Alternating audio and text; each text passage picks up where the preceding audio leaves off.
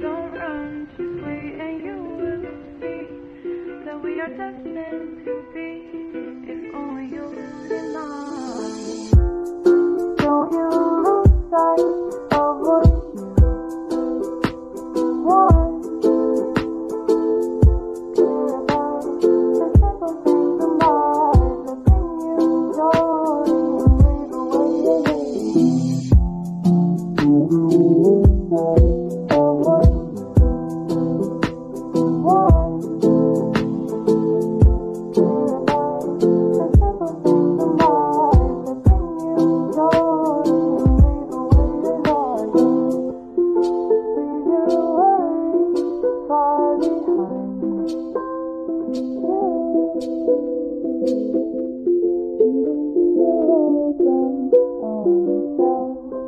Next to the classic novel. Don't you lose sight of what you want. Care about the simple things in life that bring you joy and breathe away your pain. Don't you lose sight of what you want. Care about the simple things in life that bring you joy and breathe away your pain.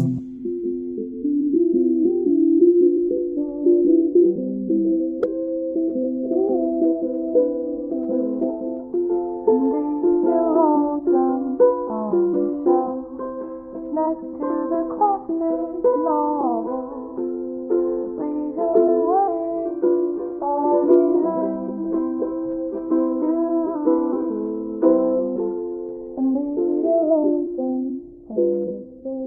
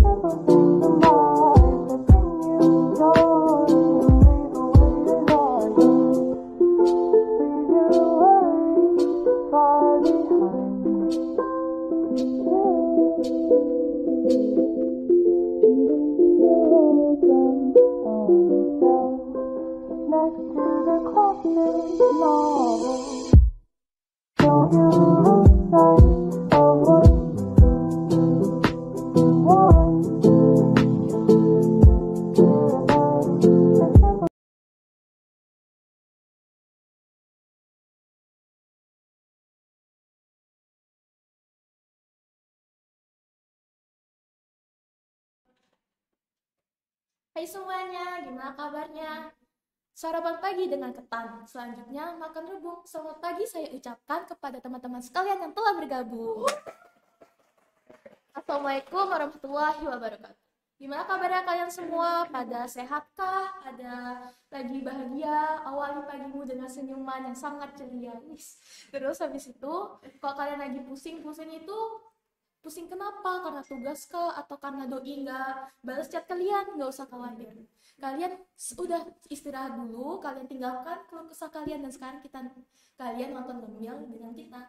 Apa itu Ngemil? Ngemil adalah ngobrol era milenial. Jadi kita tuh ngebahas semuanya yang tentang anak-anak milenial kayak kita gitu. Jadi kayak awalnya pernah kita ngebahas tentang cara membangun bisnis di masa muda. Gimana sih caranya membangun bisnis waktu kita masih kayak gantung sama orang tua. Habis itu juga kita pernah ngebahas tentang toxic toxic friendship. Jadi kayak ngebahas tentang teman yang toxic itu gimana sih. Pokoknya banyak lah. Kalian kalau mau nonton, kalau ketinggalan nih, kalian bisa cek di IG kita OSIS underscore Albana SMA, atau kalian bisa juga nonton di YouTube kita OSIS SMA Albana Denpasar.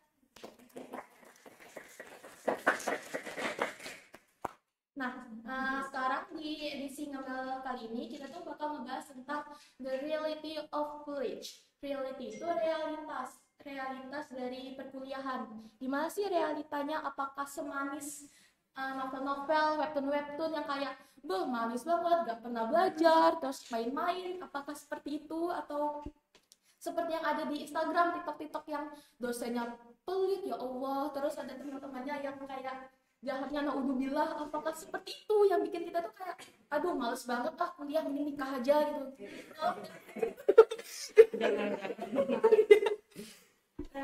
Jadi makanya sekarang kita tuh lagi ngundang kakak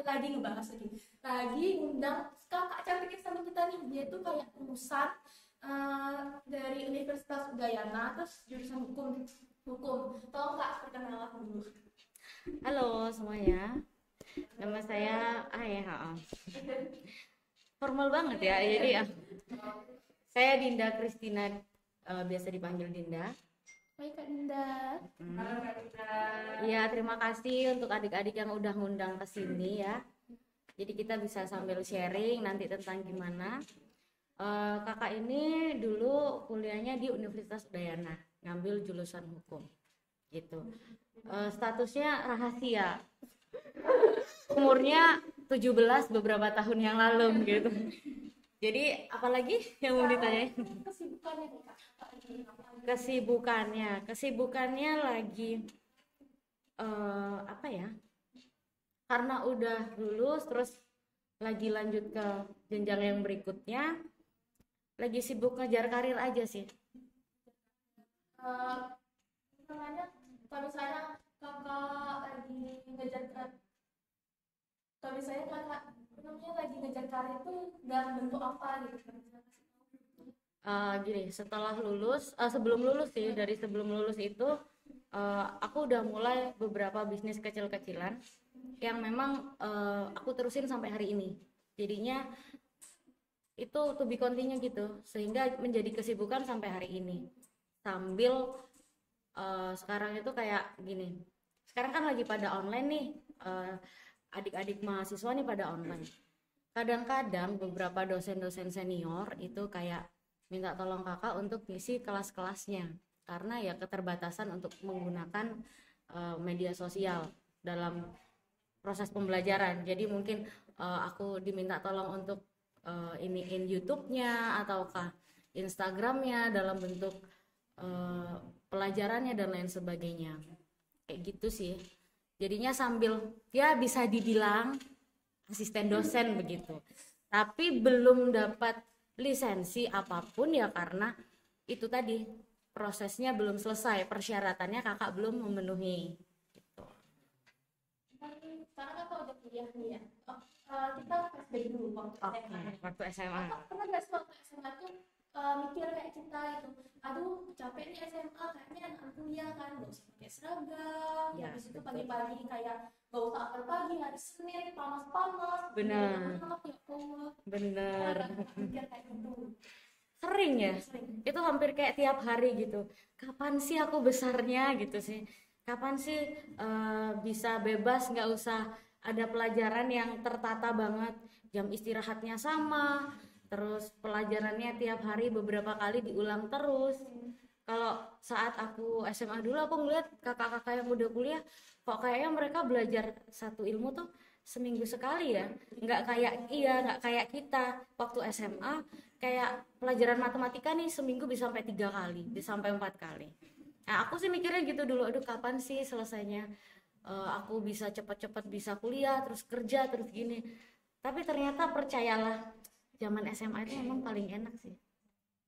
Sayang nih, kita kan SMA-nya kayak lagi offline. Ah Dan iya, offline, selalu lagi online, bener-bener. tidak ada kemanisan Iya. sama sekali. Bener sih, iya. Pagi lihat laptop, mata sakit, terus minus tambah. Iya, bener-bener. Mungkin kalau sharingnya kakak waktu di zaman kakak SMA itu belum nggak bisa kalian rasain ya, karena posisinya kita beda zaman. Saat itu mau nggak mau ya saya offline jelas. Nggak ada ceritanya online saat itu. Cuman ya kasihan juga malah ngeliat zaman sekarang yang anak-anak harus belajar dari rumah dan cuman berpaku sama laptop. Nah, kalau boleh tahu nih kak, kakak waktu SMA itu ngambil jurusan. Aku dulu ngambilnya IPA. Sekarang kakak kuliah hukum kan? Iya, Berarti itu lintas minat tuh kak. iya lintas minat benar. Gimana perjalanan kakak kok bisa lintas minat, terus kenapa milih lintas minat? Gini, dari awal, dari waktu SMA itu aku penjurusan kelas 2 SMA. Kalian penjurusan kelas berapa ya? Kelas 10 udah disuruh milih Udah. jurusan. Oke, sekarang ngomongnya kelas 10 ya. Kalian dari kelas 10 ya? Aku waktu itu dari kelas 11. Jadi di mana sebenarnya itu matang. Matang untuk memilih gitu loh. Hanya saat itu sebenarnya aku tidak mempunyai pilihan seperti teman-teman yang lain. Karena nilaiku terlalu tinggi.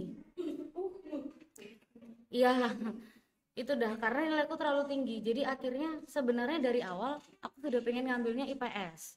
Karena dari dulu kepengennya aku tuh punya cita-cita dari aku masih SMP kayaknya tuh, SMP kelas 2. Karena papaku praktisi hukum juga, kakakku nomor 2 praktisi hukum juga, dan kebanyakan keluarga dosen kan. Jadinya aku melihat yang di sekitarku itu, terlebih papaku ya, itu hero ya buat kita, seorang papa itu luar biasa. Aku ngeliat itu, aduh aku pengen kayak papa gitu. Aku nanti pengen jadi hakim. Papaku mungkin saat ini cuma praktisi hukum ya, sekitar mungkin konsultasi ya, membantu dalam konsultasi, beracara, belum mengambil keputusan. Lalu aku melihat sesuatu yang lebih tinggi. Wah, kalau aku jadi hakim, mungkin aku bisa menegakkan keadilan yang ada nih gitu. Itu saat itu pikirku di zaman SMP. Dan aku pengen banget merealisasikan itu. Sayangnya nilaiku terlalu tinggi untuk aku bisa ngambil di IPS. Nah, kebetulan kakak itu dulu SMA-nya kan swasta.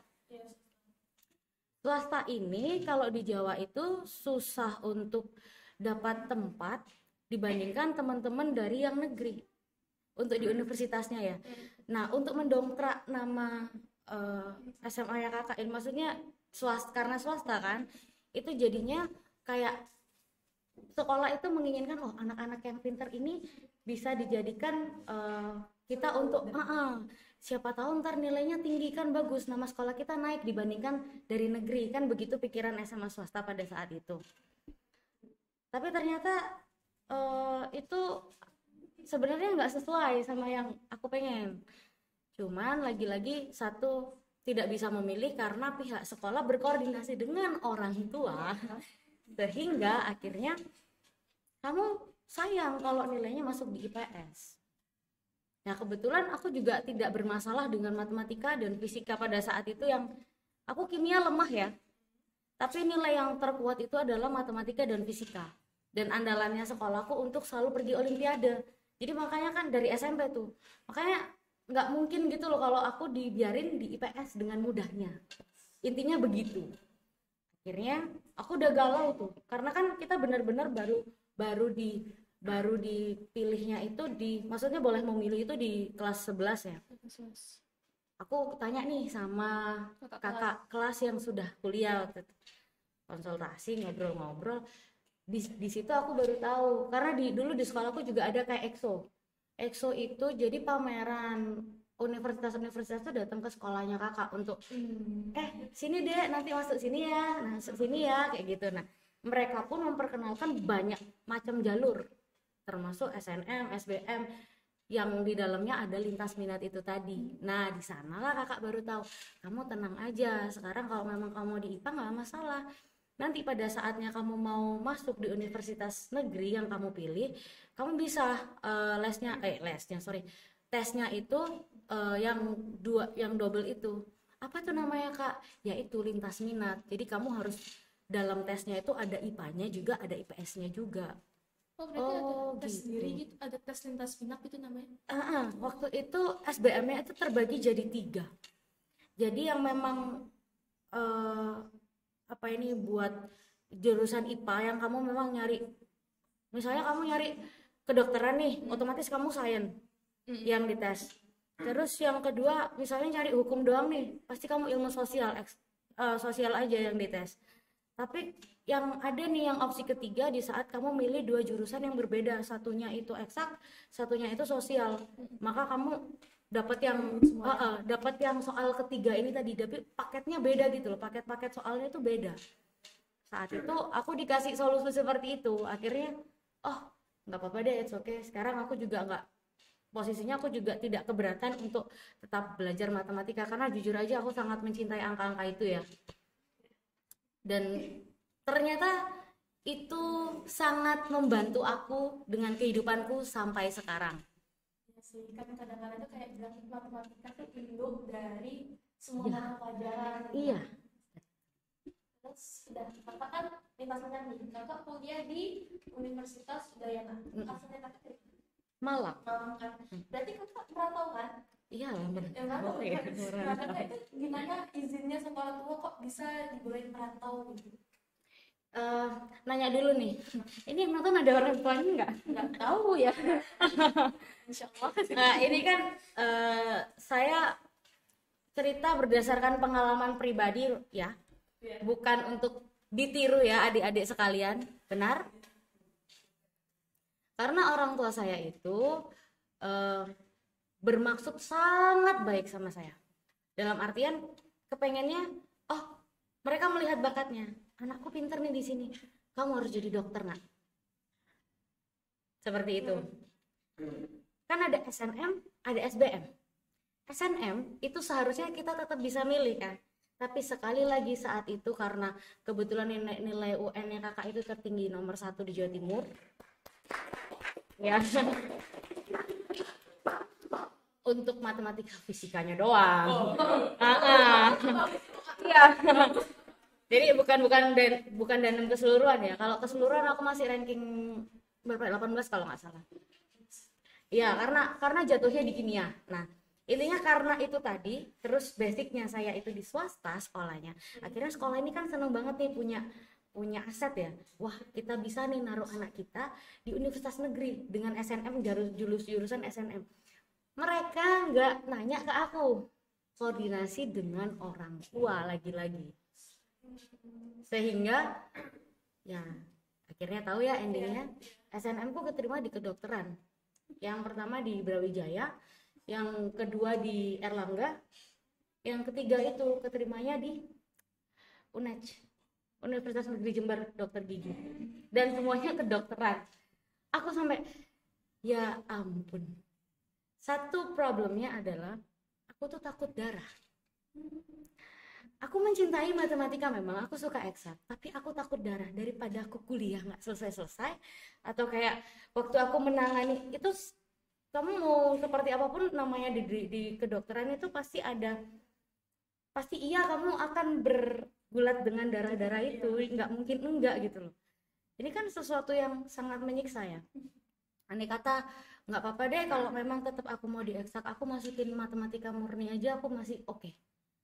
Tapi ternyata orang tuaku, kamu mau jadi apa? Tidak ada jenjangnya. Saat itu belum terbuka ya pikirannya. Sebenarnya semua jurusan baik, ini tidak mempengaruhi apapun ya, semua jurusan baik dan semua cita-cita anak itu seharusnya dapat support dari orang tuanya gitu. Dan akhirnya untuk pertama kalinya aku menjadi pembangkang.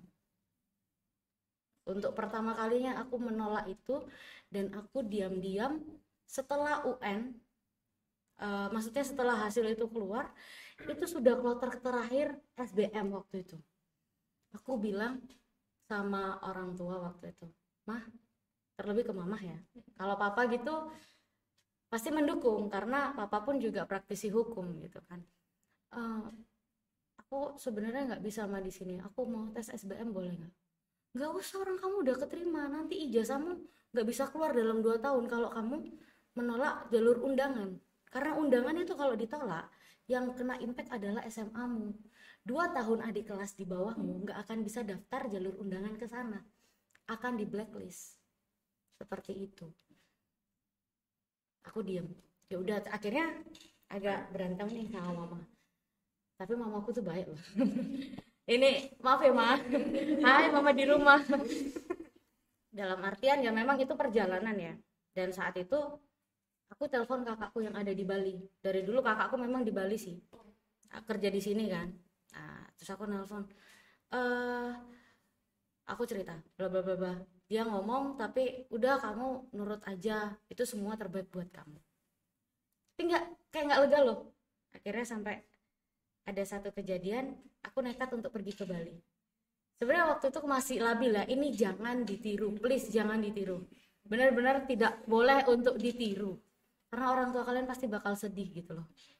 Saat itu mamaku akhirnya mungkin karena sebel nggak bisa ngomongin aku, dan aku dibilang gini, kalau kamu nggak bisa nurut sama mama, kamu pergi aja, keluar aja dari rumah. Itu wajar ya orang tua marah seperti itu ya. Tapi nggak bener-bener disuruh pergi loh, anak-anak, bener loh ini ya, bener-bener tidak disuruh pergi. Tapi bodohnya aku saat itu, aku beneran pergi. Jadi kalau udah sakit hati nih, akhirnya tabungan aku yang ada tuh aku bawa dan aku pergi cari flight terdekat dari aku pergi tuh jam 4 sore dan aku dapat flight jam 7 malam. Berarti hari itu juga Kebetulan mamaku habis marah, terus ada pertemuan di luar, ada pertemuan organisasi di luar, jadi aku di rumah cuma sama pembantu. Karena kayak, mau kemana? Mau, aku ditanyain kan, Dek mau kemana? Oh mau ke itu perpustakaan kota. Ya pembantuku mana tahu jam segitu udah tutup apa enggak gitu kan ya. Oh iya dianterin, oh enggak usah, aku naik itu sama temanku, aku bilang gitu. Saat zaman itu belum ada Grab sama Gojek ya. Jadi aku naik taksi. Cuman itu masih taksi. Itu udah ternekat, hal yang ternekat. Cuman aku tahu tujuanku kemana. Tujuanku ke rumah kakakku di sini. Alhasil intinya singkat ceritanya aku sampai di sini dan akhirnya aku melakukan tes SBM di sini. Di kloter terakhir, dan aku datang itu terlambat karena kejar-kejaran cari formulir. Dalam artian itu susah, maksudnya kayak sesuatu yang random banget gitu loh, sama sekali nggak terduga. Dan aku tes di sini kebetulan waktu itu di Fakultas Teknik di Bukit sana tesnya, karena baru juga nggak tahu medannya, saat itu belum ada ojek online. Aduh pokoknya sampai terlambat, udah deh pokoknya perjuangan banget bisa sampai masuk itu. Akhirnya aku ngerjakan tes dan itu tanpa belajar. Kayak prinsipnya orang Jawa 3S, sluman slumun selamat. Itu artinya adalah gini, udah nekat aja yang penting selamat, udah gitu loh. Udah percaya aja sama Tuhan, udah gitu loh. Jadi aku kayak udah deh Tuhan, ini aku mimpiku, kalau memang aku udah sampai segininya terus aku nggak lolos, ya sudah berarti aku balik dan aku harus kuliah kedokteran mau nggak mau gitu. Akhirnya mungkin Tuhan kasihan kali ya sama aku, dikabulin akhirnya doaku. Jadi aku pilihan pertamaku tuh tetap Universitas Brawijaya, tapi jurusannya hukum. Yang kedua aku pilih UGM, hukum juga. Yang ketiga karena aku tesnya di Udayana, aku tesnya di sini, maka di universitas aku tes itu harus dicantumkan. Ya wes lah, it's okay, nggak apa-apa, pikirku gitu. Aku sangat pede dengan kemampuanku saat itu, tanpa belajar loh. Ya alhasil aku ditolak di Brawijaya jurusan hukum. Kalau di Brawijaya aku tahu sih kenapa aku ditolak, karena namaku udah terdaftar di SNM kedokterannya. Ditolak pasti. Di UGM ya aku nggak ngerti kenapa, mungkin kurang pinter kali ya, atau jawabannya aku tuh Ya itu udah karena nggak ada doa orang tua ya. Sepertinya itu jadinya ya melesetnya di pilihan nomor 3. Dan itu aku nggak bilang apa-apa sama mamaku, tahu-tahu nama kita kan masuk di koran tuh setelah lolos tes SBM, bukan SNM ya. Setelah lolos tes SBM itu nama kita masuk di koran. Ya, mungkin sekarang udah tergantikan dengan Instagram ya. Saat itu kan apa-apa ngeliatnya masih di koran gitu. Waktu itu belum ada IG, aku belum punya IG kok tahun 2014 itu aku belum 2013 itu aku belum punya IG. Ya iya, orang belum ada.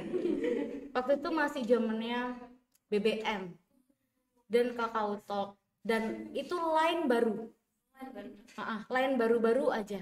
Kan gantinya Kakao Talk tuh. Nah, itu sih. Jadi ya yang tidak untuk ditiru ya. Makanya kalau memang kalian punya pendapat yang lain tentang keinginan kuliah di mana dengan orang tua, lebih baik didiskusikan. Pada akhirnya setelah itu sudah keterima, saat aku ngomong baik-baik tanpa emosi dan tanpa kabur-kabur, toh mamaku merestui dan terima loh. Jadi sebenarnya jangan keburu emosi, karena ya saat itu masih labil ya. Namanya emosi ini masih naik turun, baru juga menstruasi, jadinya kan anak nih, waduh, ini loh tanduknya tuh cepat kali keluar pokoknya. Orang tua ngomong, Pak, enggak, pokoknya gini. Nah, andai kan saat itu mungkin aku mendengarkan orang tuaku dan bisa bernegosiasi lebih dalam, mungkin aku bisa dikursusin untuk ilmu sosial, jadinya kan aku bisa keterima UGM ya gitu loh. Pikirku sih gitu ya. Jadi ya sudahlah ya, memang aku harus di sini, berkarya di sini ya let's do it gitu.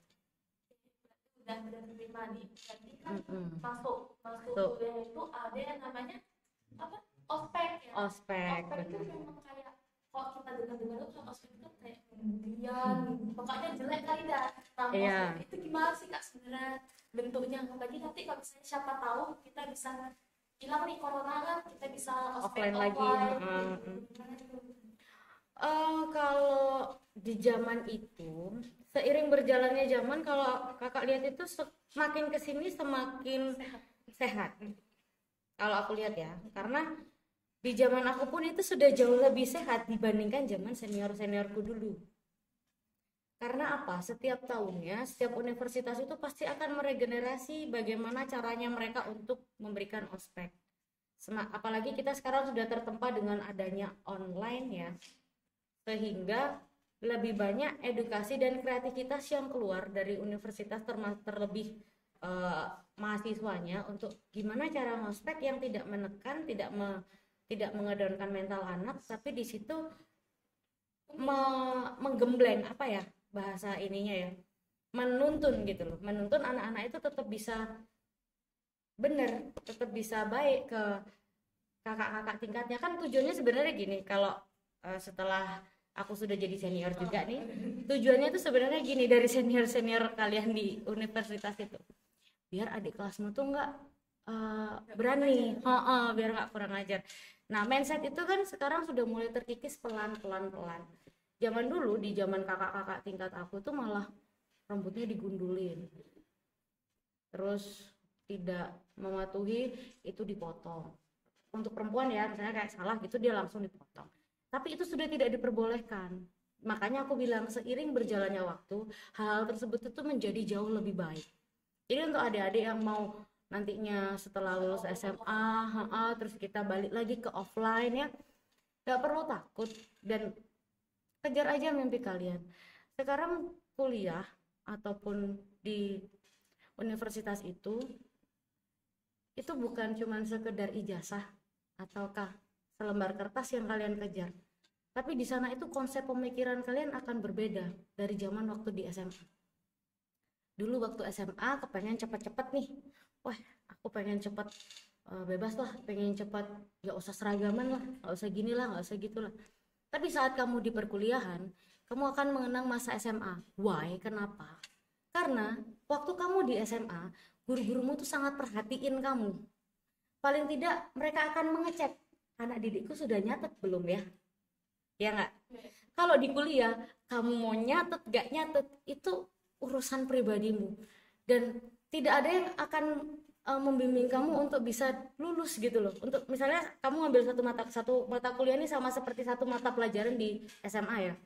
Guru matematika kamu misalnya nih, itu bakalan gimana caranya anakku ini bisa tetap ngitung. Aduh, anak ini kayaknya kurang deh remedi. Di kuliah nggak ada ceritanya remedi. Udah C, lu ngulang tahun depan. Ibaratnya seperti itu. Jadi sehingga apa ya? Di situ akan kangen.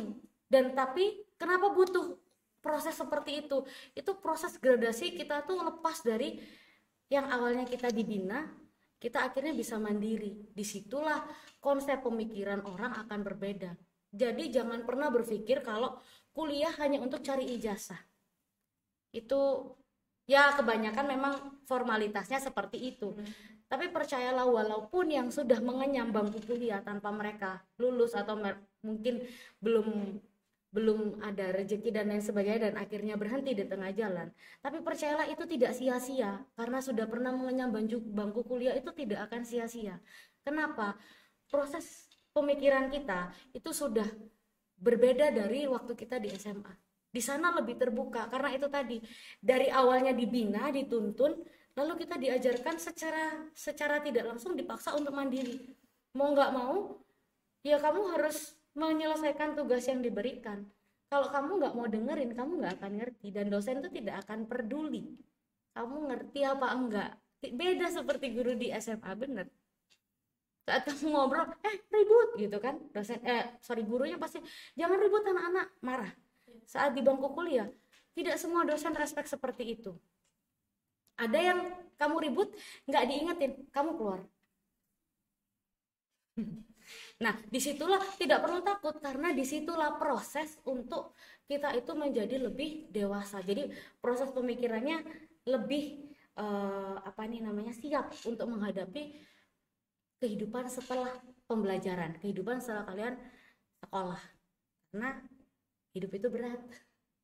Seperti itu. Kalau sudah selesai kuliahnya baru merasakan jenjang lagi.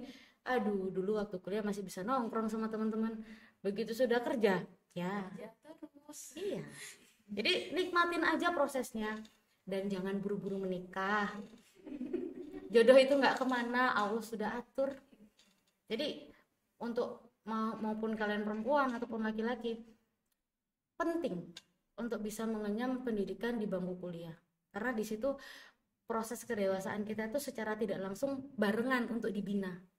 Dari yang awalnya tidak mandiri menjadi harus mandiri. Benar-benar pasti akan ada bedanya. Nanti waktu sudah masuk social life, sudah masuk after kehidupan setelah pembelajaran itu kuliah ataupun SMA, itu akan berguna banget saat cara kita untuk manajemen konflik, cara kita untuk mengatur saat kita itu ada masalah dengan orang lain. Akan berbeda pola pikirnya saat kita cuman sampai di bangku SMA dan kita mengenyam yang lebih tinggi, walaupun tidak lulus sekalipun, belum sarjana, tapi kamu sudah pernah mengenyam, itu akan beda cara manajemen konflik itu tadi. Seperti itu. Iya, lebih terbuka. Jadi kayak nggak lihat dari satu sudut pandang doang. Waktu kita SMA kita ngeliat sudut pandangnya guru semua galak. Loh iya kan? Udah nggak ada mikir, pokoknya galak aja. Apalagi guru matematika, aduh mah bosen. Loh iya. Oh iya. Kebetulan kan aku juga guru gitu loh. Maksudnya jadinya ngerti gitu loh. Makanya kenapa ke anak-anak pun kita jadi teman aja biar enak. Nah ini juga kenapa aku bisa seperti ini. Jadi pengalaman yang tadi itu ternyata berguna banget di saat aku harus hidup di rantau. Jadi ilmu eksak yang aku dapat itu tadi aku gunakan di sini untuk menyambung hidup. Caranya ya itu ngajar dengan kayak anak-anak SMP atau SMA yang butuh bimbingan untuk matematika dan fisika. Saat itu apa aja yang halal udah terabas aja, yang penting halal, bener ini. Tuh, seperti itu. Iya, kan tadi kakak masih di kuliah itu kakak punya teman ya. Pernah gak sih kayak pandangan teman-teman tuh kayak beda-beda, kayak kamu ya SMP ya, jadi kamu kan pandangan terus kayak aku SBM nih, aku kayak aku kan ujian jadi kan aku lebih susah. Kamu lewat mandiri ya, kamu kan cuma tinggal bayar, kan kaya gitu. Ada gak sih pandangan kayak gitu Kak? Banyak, Banyak. karena ya pasti ada gitu loh, nggak mungkin nggak ada ya pandangan seperti itu. Kalau aku sih lebih, saat itu aku punya teman tapi tidak terlalu dekat di perkuliahan, karena saat itu kan sebenarnya fokusnya untuk mengejar cita-cita dan gimana caranya tetap bisa bertahan gitu kan. Jadinya mereka itu malah datang ke aku untuk minta dikerjain tugas. Ceritanya begitu. Jadi dipandang sebelah matanya jelas. Jadi kayak berasa kayak lu kan punyanya otak, duit nggak punya. Ya, cuman ya itu tadi, semua tuh tergantung tekad kita bisa bertahan atau tidak di satu tempat. Itu tergantung tekad kita. Jadi ya ada aja pasti yang seperti itu. Cuman memang kalau di sini itu gini, anak-anak SNM, kalau ini case-nya di Udayana ya, aku nggak tahu kalau di yang lain. Anak-anak SNM, SBM dan apa nih namanya, mandiri itu ada dibedain kelasnya. Jadi misalnya kayak kelas A, kelas B itu khusus yang SNM, kelas C itu khusus yang SBM. Kelasnya sampai F nih. Kadang-kala kalau sampai membludak mahasiswanya sampai F. Kalau nggak sampai E doang. Kelas D sama E itu mandiri. Tujuannya apa? Ya itu mungkin loh ya, biar nggak saling menjatuhkan. Jadi memang that's really ya, beneran ini yang anak-anak SNM itu dikumpulkan di satu kelas. Kelas A, kelas B. Anak-anak SBM yang tes seperti aku itu di kelas C. Jadi sampai kamu lulus kelasmu pasti kelas C. Iya, cuman muridnya mahasiswanya beda-beda, ganti-ganti. Dan karena apa ganti-ganti? Mata kuliah yang kita ambil itu belum tentu sama teman kita. Seperti itu. Cuman rata-rata pasti ada aja yang sama gitu loh. Itu, dan nggak bisa, kalau di sekolah kan masih kayak duduknya kadang di rolling gitu kan. Jadinya yang ini kurang, guru melihat nih, yang ini kayaknya nilainya lagi jatuh nih, pindah deh ke depan. Diperhatiin loh kalian sampai kayak gitu. Di kuliah nggak ada. Siapa cepat dia dapat kalau bangku. Kalau kamu datangnya kamu telat udah pasti di depan dah. Udah pasti langsung di depannya dosen. Karena pertama kali anak pasti milih di belakang, dan tidak ada ceritanya dosen itu merolling tempat duduk. Ayo yang nilainya kurang ke depan, nggak ada. Itu udah tanggung jawab pribadi. Seperti itu sih. Berarti karena rolling baru itu kakak punya teman itu bisa dari berbagai angkatan tuh kan? Iya, benar. Ada gak sih kak kayak temen itu kan pasti dalam waktu ada namanya presentasi. Iya. Nah, waktu presentasi itu ada gak sih kayak teman yang suka ngejatuhin banget, pokoknya gimana caranya kamu itu jelek ini di mata dosen. Iya. Ada, cuman untungnya aku beruntung sih, karena mungkin sudah direstui sama mamaku tadi tuh ya, jadinya nggak pernah satu kelompok sama yang begitu gitu. Cuman dimanfaatin sering, kalau dijatuhin enggak. Jadi gini, ini anak-anak yang sosialita suka banget kelompokan sama aku. Iyalah aku yang kerjain. Iya. Ceritanya gitu. Tapi pada akhirnya saat sudah selesai masa kuliahnya, sudah sama-sama gede nih ya, maksudnya udah after itu, mereka itu sungkan sendiri.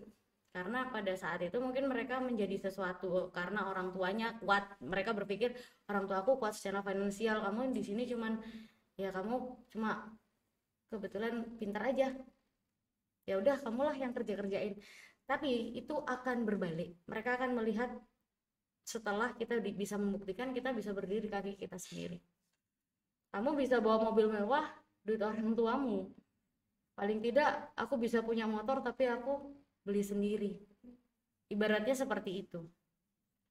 Ya itu bukan untuk disaingkan, maksudnya kayak hartaku lebih banyak, hartamu tidak, bukan. Maksudnya itu adalah motivasi untuk kita semua, biar tujuan kita kalau mau kuliah itu apa sih gitu loh. Udahlah, nomor sekian dulu. Kalau kayak teman-teman tas aku ini loh, ini pergi ke sini yuk nonton ini. Fokus aja sama tujuan, karena pada saat pokoknya gini loh, proses itu tidak akan mengkhianati hasil.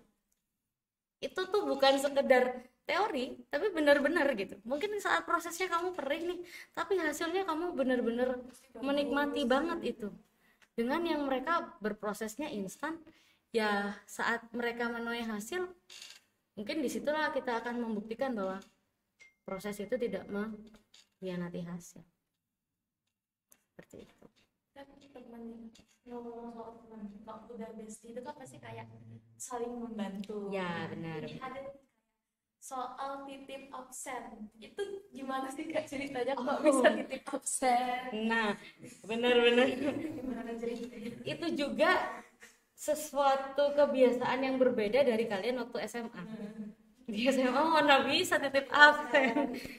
Orang nggak masuk satu di papan udah ini namanya kamu kelas berapa sekarang saya? Kelas 11. Oh, kelas 11. Berarti dari awal SMA udah online ya. Ya nggak, belum tahu serunya ya jadinya. Itu dah jadinya kayak kalau dulu zaman aku SMA itu yang sakit siapa ditulis S gitu besar-besar, yang bolos siapa beneran ditulis alpha gitu. Kalau di kuliah mah nggak ada seperti itu. Tahu-tahu kamu nggak bisa ikut ujian aja karena absenmu kurang. Tahu-tahu itu tidak ada yang mengingatkan. Pihak TU pun juga nggak akan WA kamu atau nggak akan WA orang tuamu atau nggak akan kasih kabar gimana anaknya kemana, nggak akan. Tahu-tahu begitu sudah lihat absennya, loh aku dicekal nggak bisa ujian, udah otomatis nilaimu kalau nggak bisa ujian, dan itu tidak ada pengingatnya. Iya, seperti itu loh. Jadi kalau jadi wajah apa namanya si dosen itu juga nggak bakal kayak Nggak bak- kayak saya titip absen ini. Mm-mm. Dosen itu juga nggak bakal Nggak tahu bakal. absen, kita tuh titip absen. Nggak bakal. Nggak. Ya, itulah salah satu apa ini namanya sumber penghasilanku saat itu. Jadi banyak yang titip absen, mau titip absen bayar dulu lah, aku gitu. Loh iya, karena mereka gini, kalau kamu titip absen, kamu kerja, mungkin aku nggak akan begitu. Tapi kamu titip absen, kamu dugem ya malamnya. Kamu pergi sama teman-temanmu nggak jelas ya. Gimana ya, maksudnya kayak enak kali dalam hati nih ya. Aku di sini berjuang merantau untuk menyelesaikan studi ini dengan aku menganggap ini tuh sungguh-sungguh berharga gitu loh. Kesempatan yang berharga aku bisa mengenyam pendidikan. Tapi tidak semua teman-temanku merasakan begitu dan seenaknya, seolah-olah kayak ya udahlah kalau gua nggak lulus tinggal ngulang entah kapan selesainya. Dan mereka dengan gampangnya kayak ke kita ngomong titip dong. Lama-lama kan yang dititipin teman-temannya sendiri juga malas ya. Dan akhirnya adalah yang namanya joki ini jasanya banyak banget. Kayak aku nih, iya dipanggil Dinda Kristina, angkat tangan. Nanti dipanggil Niputu, angkat tangan aku. Dan itu nggak akan dosen. Dosen itu telepon ke kita emang. Sekarang gini. Ini beda konsepnya kalau kelas kalian kecil. Masalahnya di Udayana ini kelas besar. Kebetulan Fakultas Hukum itu mahasiswanya banyak. Angkatan aku aja Fakultas Hukum, untuk Fakultas Hukum tok itu 3.000 orang. Ini bukan swasta men, ini negeri, universitas negeri. Jadi aku pun kaget awalnya, gila banyak banget satu kelas. Ya gimana dosenmu mau hafal? Ya nggak sih? Iya sih. Iya, that's right kan? Ya. Oke. Nah, dan sometimes kadangkala itu dia absennya tidak akan dipanggil dan kita angkat tangan. Itu terlalu manja kata dosen. Kalian manja sekali dipanggil-panggil, nih tanda tangan sendiri. Iya.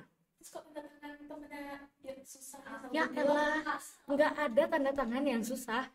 Jadi karena kita tidak akan kolomnya lu cuman kecil banget nih, kamu nggak akan mungkin bener-bener tanda tanganmu yang panjang tuh kamu tanda seret.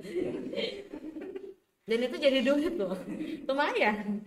Cuman kalau online sekarang agak susah sih, karena kan diceknya dari ID ya. Gitu. Kan udah 40 menit nih Kak. Oh, Jadi oke. kita istirahat dulu sebentar. Oh ya, nggak kerasa ya ngomong-ngomongnya. Gila. Sampai jumpa lagi di 3 menit ke depan.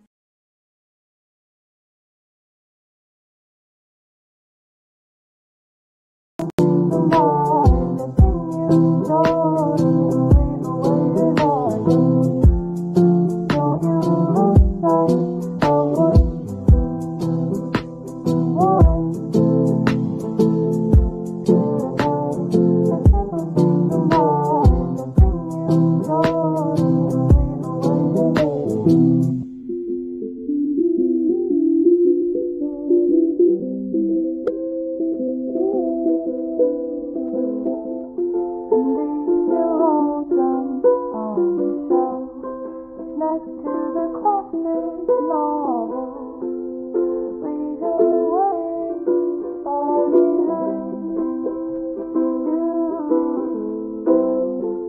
and leave your lonesome places.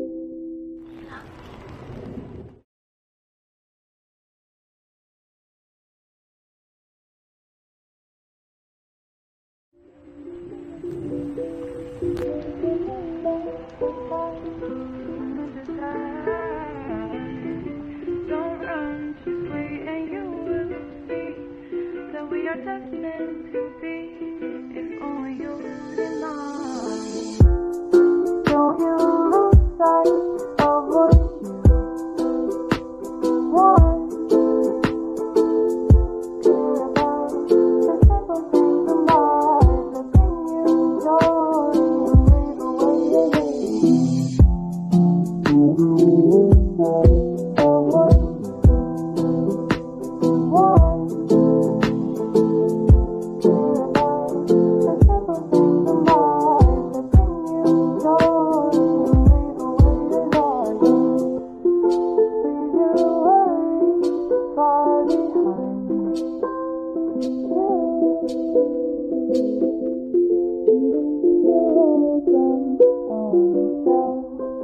next to the classic novel. Don't you lose sight of what you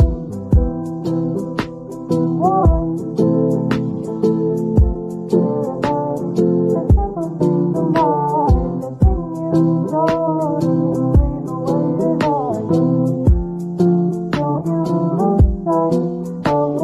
Don't you lose sight of what you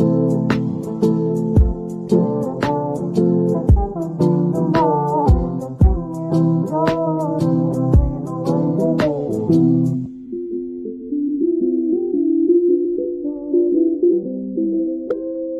leave away your pain. And leave your lonesome on the shelf next to the classic novel. We go away far behind you, and leave your lonesome places.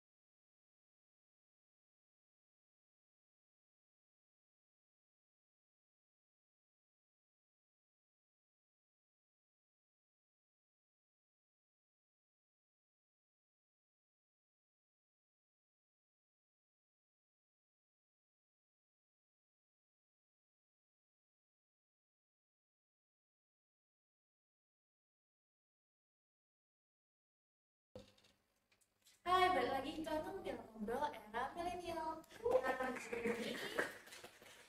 Sekarang sebenarnya udah masuk ke sesi tanya jawab. Kalau kalian semua yang mau tanya-tanya, kalian bisa tanya aja di kolom chat. Nanti bakal kita omongin. Nah, sebenarnya kita lanjutin dulu Kak Bina. Oh, Kita iya. punya pertanyaan soal KKN. Oh, KKN. Nah, itu tuh kayak ceritain gimana sih Kak KKN itu, atau mungkin kan ada tuh apa bedanya KKN, BKL, beda-beda kan Beda-beda. itu gimana? Ininya kalau yang pada dasarnya KKN itu sih rata-rata semua universitas itu ada itunya, ada KKN-nya itu tadi, kuliah kerja nyata.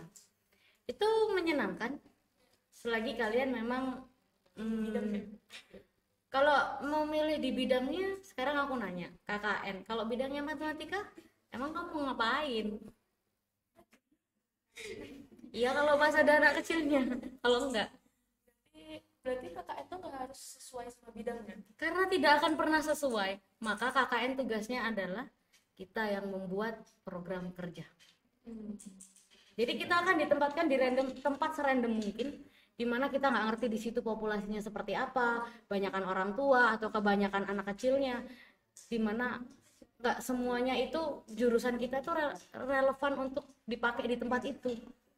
Maka kan itu bentuknya kelompok, sehingga ya KKN itu jatuhnya kita memang mengerjakan program yang kita buat, di mana universitas itu ngasih kita kebebasan untuk benar-benar bikin program kerja yang akan dilakukan nanti. Jadi bukan udah dari universitas ada program kerjanya, nggak akan.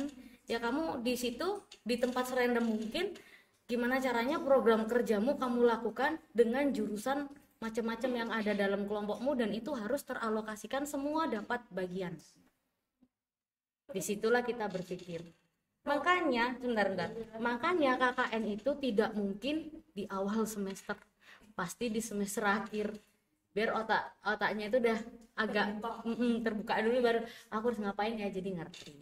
Gitu. Program kerjanya itu ada hubungannya nggak sih sama skripsi? Oh, Punya hubungan begini. Itu tergantung. Tapi rata-rata enggak sih. Nggak berhubungan, dan sebenarnya kalau kamu mau mengambil terinspirasi satu judul skripsi dari waktu pengalaman KKN mungkin bisa, tapi itu tidak akan yang benar-benar KKN itu bentuk laporannya dari skripsi, skripsi itu bentuk laporan dari kegiatan KKN, bukan ya, bukan, itu hal yang beda. Laporan KKN itu sendiri dibandingkan sama skripsi. Kalau skripsi itu kamu benar-benar penelitian tentang sesuatu sesuai dengan jurusan.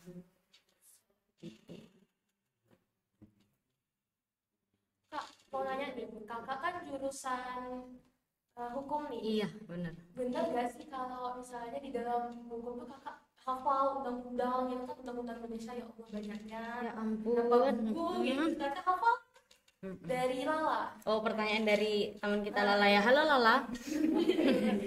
Oh iya. Kalau itu jawabannya bohong kalau hafal ya. Karena nggak mungkin. Undang-undang kita, produk undang-undang kita itu ada ribuan. Ribuan pasal maksudnya. Produk undang-undangnya ratusan, puluhan, dan ratusan. Puluhan sampai ratusan. Tapi isinya itu sampai ribuan pasal. Dan tidak mungkin kamu hafalkan semuanya. Yang wajib dan harus paling tidak itu kita mengingat beberapa pasalnya. Urutan-urutannya misalnya kayak pasal 28 Undang-Undang Dasar itu tentang hak asasi manusia. Kalau nggak percaya cek aja. Itu kenapa hafal? Karena kalau Undang-Undang Dasar harus. Undang-undang Dasar harus. Itu basic. Karena itu undang-undang kayak apa ya? Itu kayak buku pinternya anak hukum lah ibaratnya gitu, fondasinya. Nah kalau kayak untuk di relate-nya di bidang pekerjaan waktu kita berkutik dengan dunia hukum, pengacara pun itu tidak akan dia hafal semua pasal. Makanya ada pemberkasan namanya. Jadi setelah kayak misalnya nih, menanganin kasus A gitu, itu akan berkelompok dengan praktisi hukum lainnya untuk membuka literasinya seperti apa. Mereka nyari pasal apa yang ini, jadi tidak benar-benar hafal. Hanya untuk mempermudah, kita harus ngeh gitu loh. Di sini kayaknya pasal ini deh. Jadi cepat bukanya. Kayak kamus nih. Misalnya kita mau cari kosakata berdoa.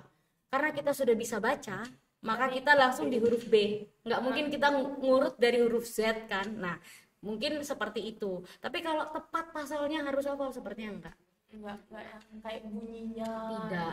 Dan itu tidak akan ada di soal ujianmu ya. Soal ujian di ini sedikit knowledge lagi. Soal ujian di dunia perkuliahan universitas itu tidak akan sebutkan pasal sekian, nggak ada. Berarti isinya tentang penjelasan, karena dosenmu cuma pengen tahu kamu paham apa enggak. Berarti nggak bisa cari di Brandly nih. Nggak bisa, nggak ada di Brandly. Oh iya, andalan anak SMA sekarang Brandly ya. Benar. Oh oke. Nggak ada di Brandly gitu loh. Jadi even ada pun kamu tetap harus jelasin sendiri. Kalau enggak ya udahlah siap-siap C gitu. Oh ya, soal C nih Kak. Ada nggak sih, kan ada tuh namanya komlut. Bisa nggak sih kita, kan udah dapet C nih. Cum laude. Cum Cum laude. cum laude kita udah dapet C, tapi kita pengen cum laude. Bisa nggak kira-kira gitu? Tergantung kebijakan fakultas. Kalau pada dasarnya sebenarnya nggak bisa. Kalau mau cum laude itu tidak boleh ada C. Harus A dan B itu nggak boleh terlalu banyak. Yang penting 3,5 kok saya. Iya, di atas 3,5. Tapi tidak boleh ada nilai C dan tidak boleh ngulang gitu loh. Sebenarnya untuk tidak dapat nilai C itu sangat gampang. Yang pertama, kamu harus rajin absen. Itu saja biar kamu bisa ikut ujian. Yang kedua, saat kamu ikut ujian, dosen tuh pasti akan paling tidak ngasih kamu nilai itu B kalau kamu rajin datang. Seperti itu. Ini ada pertanyaan dari Kak Kemala. Halo Kak, namaku Kemala. Aku mau tanya nih, Kak Bunda kan basicnya anak IPA nih, tapi tiba-tiba ngambil jenjang sosum. Nah, gimana sih cara kakak survive dengan pelajaran yang asing buat BPK Kak? Siapa namanya? Kemala. Kemala. Hai Kemala. Tadi mungkin udah, oh iya, oke. Tadi mungkin udah ngikutin dari awal ya. Kenapa bisa survive dengan lintas jurusan? Maksudnya beda dengan jurusan waktu SMA ya. Survive-nya karena keinginan yang kuat. Saat di sana ada keinginan yang kuat, maka akan ada jalan. Karena udah cita-cita, gimana lagi ya? Udah cita-cita itu udah susah. Tapi itu yang mungkin kurang dimiliki oleh anak-anak zaman sekarang. Karena apa? Pendiriannya kurang. Lihat temennya, aduh pengen jadi artis deh. Pas sudah tahu susahnya proses jadi artis, enggak deh jadi pelukis aja. Udah tahu susahnya jadi pelukis, udahlah aku jadi penyanyi aja. Maksudnya kayak ya memang boleh sih kita untuk maksudnya explore apa yang pengen kita cari, apa yang kita suka itu boleh. Cuman lebih baik kalian tuh udah kayak mengenali diri sendiri dari awal, itu lebih enak loh. Itu tuh prinsip banget sih. Saat sekarang bingung mau kemana, itu tanya sih, who I am sih, aku ini siapa sih. Terkadang kita tuh sering nanya kabar orang lain, kamu apa kabar, kamu pernah nggak nanya diri kabarmu baik-baik aja apa enggak? Nah di situ kita akan lebih mengenal diri sendiri. Nah saat kita sudah benar-benar di titik bisa mengenal diri sendiri, disitulah pasti akan tahu kamu mau jadi apa. Aku mau seperti apa sih hidupnya. Mungkin terlalu berat ya diresapi, tapi pada saat itu begitulah hal yang muncul. Karena kalau kenapa aku punya cita-cita itu? Karena my daddy is my hero. Karena itu sih. Iya, papaku tuh luar biasa. Itu cinta pertamaku sih. Gitu. Jadinya otomatis saat kita mencintai sesuatu terlalu berlebihan ya, itu kayak apapun yang dia lakukan, that's fun, itu pasti menyenangkan, that's funny gitu, itu pasti sesuatu yang seru. Disitulah motivasiku terbangun untuk oke, aku mau tetap ke sana, aku mau seperti papaku, tapi aku mau jadi pembelanya papaku nih. Kalau papaku cuma di kayak konsultan hukum atau kayak cuma sekedar pengacara, gimana caranya aku bisa backup papaku nih? Pikiranku seperti itu. Gimana cara aku backup, itu bahasa kerennya sekarang ya, gimana cara aku bisa ngelindungin pekerjaan papaku nih, aku harus jadi di bagian mananya ya. Seperti itu awal mula keinginanku ini timbul gitu. Berarti intinya itu adalah tekad. Kita harus punya tekad. Betul. Tekad semuanya pasti bakal bisa tercapai. Betul, benar-benar. Ada pertanyaan lagi dari Kak Syahade. Halo Kak, mau nanya, bagaimana ya caranya memuaskan prioritas dan keuangan yang dapat di masa kuliah? Oh gini, skala prioritas waktu masa kuliah. Pertama, kalau menurut, kan gini ya, kita tiap orang itu beda-beda. Prioritas. Benar, prioritasnya apa itu beda-beda. Ada yang memprioritaskan di bidang kuota, ya kan? Maksudnya yang penting kuota gue banyak gitu kan. Zaman sekarang. Ya, jangan sekarang. Ada yang memprioritaskan untuk buku. Jadi kalau misalnya yang memprioritaskan kuota, dia pasti akan berpikir gini, loh buku namanya kayak buku aja bisa kok aku download dari kuota dari internet jadi ebook, jadinya kan yang aku perlu sebenarnya cuma kuota. Nah seperti itu. Maka dari itu, untuk siapa tadi pertanyaannya? Sasha. Untuk Sasya, Dek Sasya, kalau memang mau membuat skala prioritas, kamu harus ngerti apa yang kamu pentingkan dalam itu. Yang penting adalah kita bisa tetap mengenyam pendidikan, kita bisa membayar tempat tinggal kalau kamu kos, dan kita bisa ada ongkos bensin untuk pergi pulang kampus dan makan. Itu dulu skala prioritasnya untuk anak-anak yang masih kuliah. Kalau memang itu masih kurang atau susah untuk ngaturnya, maka be smart. Cari peluang pekerjaan yang bisa dilakukan oleh anak kuliah dengan garis besar sampai dengan garis kapital bahwa halal. Iya, karena apa sih, itu berkah loh kalau halal. Maksudnya dalam artian kita tidak menipu, kita tidak melakukan hal-hal yang aneh-aneh zaman sekarang. Mungkin gampang dapat duit, tapi kan itu uangnya cepet, kita nggak kayak hilang aja gitu. Tuh. Jadi makanya ya lebih enak itu berusaha itu. Dan untuk skala prioritasnya intinya kamu ngerti apa yang kamu perlukan. Dari segi pendidikan misalnya kamu sudah, oh ya udah yang penting kuota aja karena bisa ebook, ya udah kuotanya harus ada. Terus untuk alokasi uang kos jangan sampai kepake kalau dikasih sama orang tua. Terus untuk uang makan kalau bisa masak aja. Karena kalau misalnya kita nurutin beli terus setiap harinya ya susah juga kan untuk anak yang masih kuliah gitu. Karena masa kuliah itu gimana ya? Masa-masa sering nongkrong gitu loh. Nah kalau memang ini banyak temen, enakan kalau nongkrong tuh misalnya untuk bikin skala prioritas biar nggak terlalu boros waktu masa kuliah ngatur keuangan. Kamu harus berani untuk menantang dirimu sendiri. Oh kalau aku mau nongkrong, aku 1 minggu maksimal 2 kali. Dan itu udah dibudget dari rumah, maksimal 30.000 aja. Beli apa nih? Kopi sama kentang, udah. Yang penting nongkrong, kumpul. Harus gitu.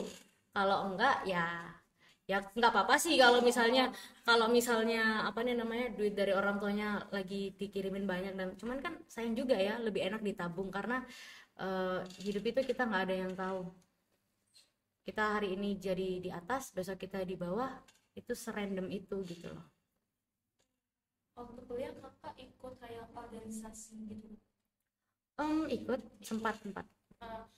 Kalau kakak nih, kakak lebih milih kalau misalnya ikut organisasi tapi kayak lulusnya agak terlambat gitu, atau kayak mahasiswa kupu-kupu tapi 3,5 tahun gitu?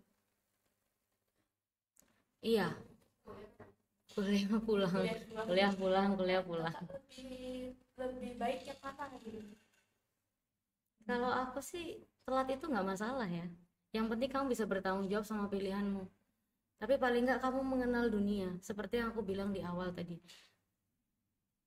Perkuliahan, jenjang perkuliahan itu membuka cara pandang kita tentang sesuatu. Di situ kita belajar berpikir dan beradaptasi untuk menghadapi kehidupan setelah ini loh.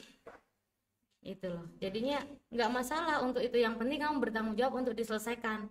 Kenapa harus ada tanggung jawab diselesaikan? Iya loh, itu uang kerja keras orang tuamu yang mengharapkan kamu menjadi sukses gitu loh. Misalnya pun sampai akhirnya tidak selesai, itu juga bukan sebuah dosa. dan tidak perlu merasa sia-sia karena itu nggak sia-sia. Dengan begitu kamu punya banyak teman, kamu punya banyak link. Yang penting itu. Nah, sebenarnya yang dicari itu bukan pelajarannya, pasti dicari, tapi Iya, kayak interaksinya, betul, kehidupannya itu ya. betul. Social life-nya yang dicari. Karena di setelah itu tuh itu akan membantu banget loh. Kita nggak tahu yang sekarang kelihatannya cupu, culun gitu ya di tempat kita ini. Soalnya nanti dia owner apa gitu. Nah, yang ibaratnya kayak dulunya suka selengean dan lain sebagainya. Oh ya selengean ya, maksudnya kayak orangnya nggak serius banget gitu. Atau dia saat sudah selesai dia punya bisnis, dan waktu kita zaman kuliah itu masih sering ngopi dan lain sebagainya, mau nggak mau kan tetap berhubungan baik, itu kita akan terbawa di circle yang baik juga. Jadi perbanyaklah teman. Nah, ini ada pertanyaan dari Aping Gaming underscore. Oke. Kira-kira perbedaan signifikan apa sih yang paling terasa ketika kita mulai masuk dunia perkuliahan dari SMA? Kayak culture shock. Yang paling shock itu tadi, gurumu nggak akan nyari kamu. Itu. Keberadaanmu tuh kayak imposter gitu loh. Pernah main itu? Ya. Ada ya udah, nggak ada juga ya udah. Maksudnya kayak kamu ada tapi kayak kamu gimana ya? Tidak terlihat kan di game itu kan imposternya nggak kelihatan siapa imposternya kan. Ya kayak gitu. Kamu ada sebenarnya di tatanan itu, tapi ya tidak akan dicari dan dirumuin kayak muridku yang ini kemana ya, nggak ada. Itu yang paling signifikan sih yang pertama. Kalau masalah untuk pertemanan rata-rata sama. Pertama kali karena kita sama-sama basicnya sama-sama dari SMA nih, sama-sama masih pikirannya masih anak-anak banget, jadi ya ketemu ya gitu-gitu aja. Aku takut ospek nih, aku takut paling gitu. Yang signifikan banget itu sih. Itu yang paling. Yang kayak tiba-tiba mau lu nyatet nggak ada yang meriksa buku catatan. Kayak gitu. Dan tidak akan pernah kamu disuruh maju untuk mengerjakan soal di depan. Kecuali kamu ngambil bidang eksak ya, beda. Kalau bidang eksak mungkin ada yang seperti itu, Bidang tapi apa, Kak? Bidang apa? bidang sains ya, Science. eksak atau sains Bisa. Itu baru mungkin bisa aja. itu maju. mungkin bisa aja. Tapi kalau kamu kayak tentang ngambil ilmu komunikasi, psikologi, hukum, yang tinggal ngomong aja bisa. itu lebih ke cara kamu berargumen. Jadi yang dilatih untuk pertama kali adalah berargumen yang bertanggung jawab. Kalau di Udayana itu tidak boleh kita kayak misalnya ditanya apa pendapat saudara, manggilnya bukan anak-anak, hai anak-anak, enggak ada. Apa pendapat saudara tentang kasus ini misalnya gitu. Kita harus berargumen, dan berargumen itu nggak boleh gini, Pak, ya ditunjukkan. Terus gini, menurut pendapat saya, dosenmu langsung bilang gini, lah Anda siapa? Berarti harus ada datanya gitu. Iya. Menurut Undang-Undang 45 tahun segini, pasal segini, bahwasanya saya menyimpulkan baru. Jadi panjang kali. Itu bedanya kalau di SMA kamu misalnya pelajaran PKN nih. Iya Bu, menurut saya tuh rezim pemerintahannya ini tuh gini. Gurumu nggak mungkin marah. Oh iya bagus. Ya kan? Kalau menurut udah nggak bisa. Jadi kayak mau berargumen tuh lah menurut saya, loh Anda siapa? Gitu ditanya sama dosennya. Ya bener juga ya, kok menurut saya lah, saya siapa gitu kan. Harusnya menurut sesuatu yang sudah ada gitu loh, Kayak apa? yang Yang bisa pasti. dipertanggungjawabkan. Iya benar. Nah, itu tadi pertanyaan terakhir, Kak. Oh oke. Karena udah cukup lama nih kita akan melakukan penutupan. Untuk penutupan nih saya mau minta kata-kata motivasi dari buat kita semua yang baru mau mulai kuliah atau siapapun lah yang lagi sedih gitu. Bisa nggak motivasinya? Dari dulu motivasi dalam hidup saya itu satu ya, sampai membuat saya tuh bisa ada di titik ini, seberani ini untuk mengambil segala pilihan dan resiko. Motivasinya cuma satu, selesaikan apa yang sudah kamu mulai.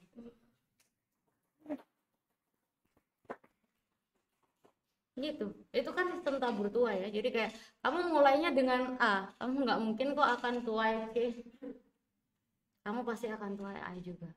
Jadi selesaikan aja apa yang udah kamu mulai. Udah nyemplung basah sekalian, Berani bertanggung jawab. Iya, bertanggung jawab dengan pilihanmu. Itu makanya kan aku sampai di sini sampai seperti ini ya karena itu. Seperti itu. Itu sih. Terima kasih ya Kak udah mau berbincang sama kita hampir 1 jam lebih lah ini ya. Udah dapat Pencerahan ya. cerita. Iya. Spoiler lah kita nanti kalau mau kuliah gimana. Oh gitu. Nah, Oke. gitu ya. Terima kasih untuk yang udah nonton. Sampai jumpa di podcast selanjutnya. Give us your word and we'll bring you the future. Wassalamualaikum warahmatullahi wabarakatuh. Dadah.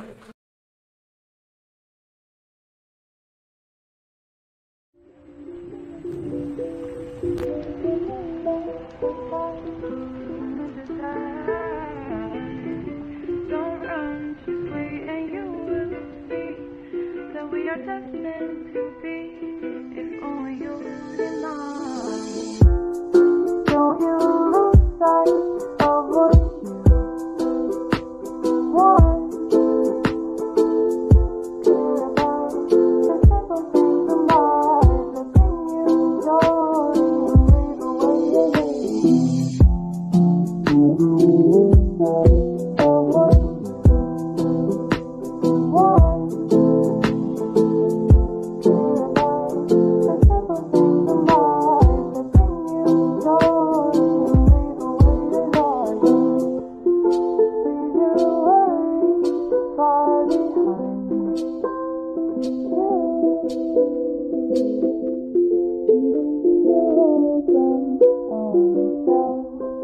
Next to the classic novel. Don't you lose sight of what you want. Care about the simple things in life that bring you joy and leave away your pain. Don't you lose sight of what you want. Care about the simple things in life that bring you joy and leave away your pain.